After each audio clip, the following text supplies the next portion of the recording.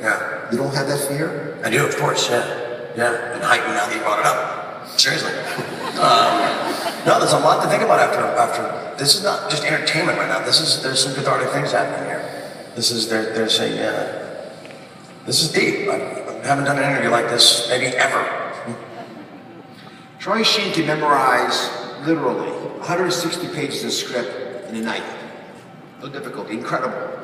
And yet, he does all kinds of weird things. He goes up on binges of medications and the like, and sends off messages into the ether that are hard to decipher and cope with. And you think he's different from everybody else, but in fact, he's very much like us. Think about it in your own lives.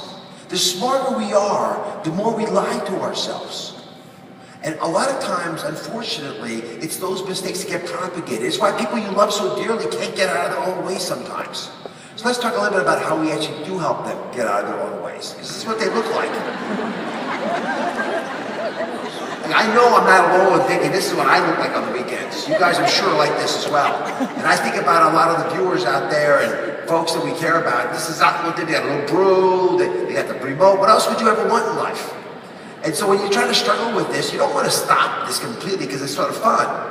So how do you change? Let me walk you through a couple ideas. First, as Alexis pointed out, and she's right, and I say it a lot because I've been passionate about the change. Again, if we're in the change business, we got to learn how to change people. Psychology, historically, was all about what your mother did wrong to you. Right? That's what Freud taught us. We could look back developmentally where we came from and connect the dots, and it was always somebody else's fault. But if you want to change, then you have to see what change psychologists teach us. And change psychology teaches us pretty reproducibly that 80% of us aren't even ready to think about changing. It's not even on our radar screen. And the reason for that is because people don't change based on what they know. They change based on how they feel. So as a doctor and a male, I got 2 strikes against me. When I go in there and say, you know what, you gotta do this or you're gonna die, it doesn't matter unless you actually emotionally are hooked into that idea. And it's incredibly frustrating to us when people that we care about don't get that message. But it's something that, as we go along today, we're gonna find ways of showing you, I think, techniques to break that. Second big issue, you gotta make it easy to do the right thing. The reason so many of us in North America are putting weight on, for example, is we made it hard to do the right thing. It's actually a challenge, it's an uphill battle. We don't want to think, we don't have to think, we don't desire to think because it wastes energy.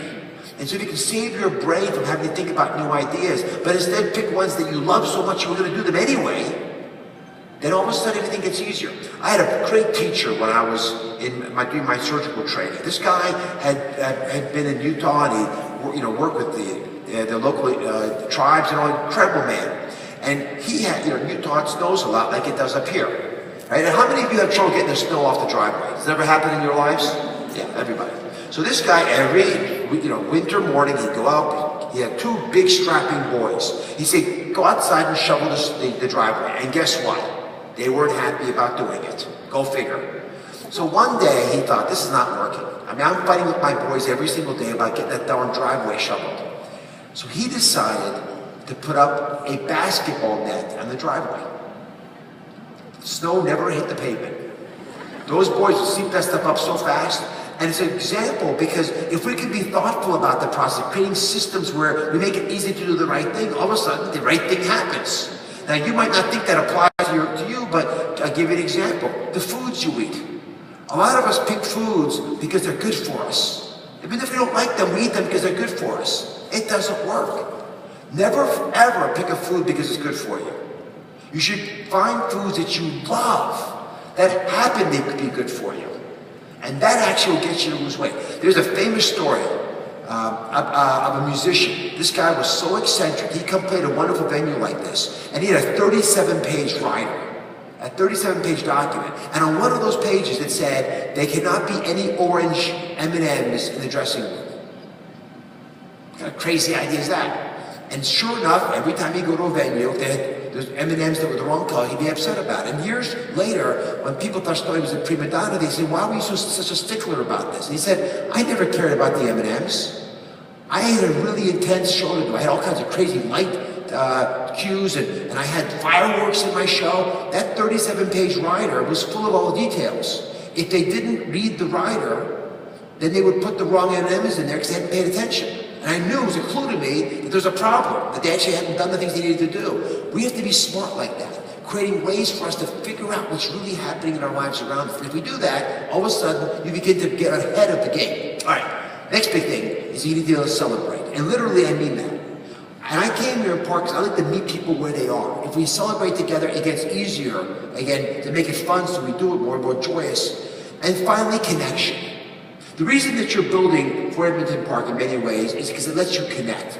The brains we have, they're humongous. There was no need for them to be that large. We can go hunting like reptiles do with little acorn-sized brains. The reason our brains got so big is because we can mirror each other. We can look each other in the eyes and we can understand, we can have empathy, we can appreciate what you're thinking so I can actually work with that. And so the need to connection, to have an intimate moment where we can look in each other's eyes and realize that it matters, that we're here with each other, that's what we seek. Now, if we don't do these things, if we don't have passion and celebration and intimacy, if we don't have those things, we start running into problems. And I'm going to show you a very important slide now. These are the 5 things that drive most of how we age. Well, you have one more, which is gratitude. You know, happiness is all about gratitude, by the way. And if you're not grateful, you'll never truly be happy. But if you don't do those things, there's 5 major ideas that start to become problems for you. These are the 5 things that drive 70% of how we age. And again, you're not going to do these things to live longer, but if you do them, you'll feel better today, and you'll, as a side effect, live longer as well. Number 1, blood pressure. I'll come back to this, all these 5 again. Number 1 is blood pressure. Number 1 cause of death, period, is heart disease, and it's caused by high blood pressure more than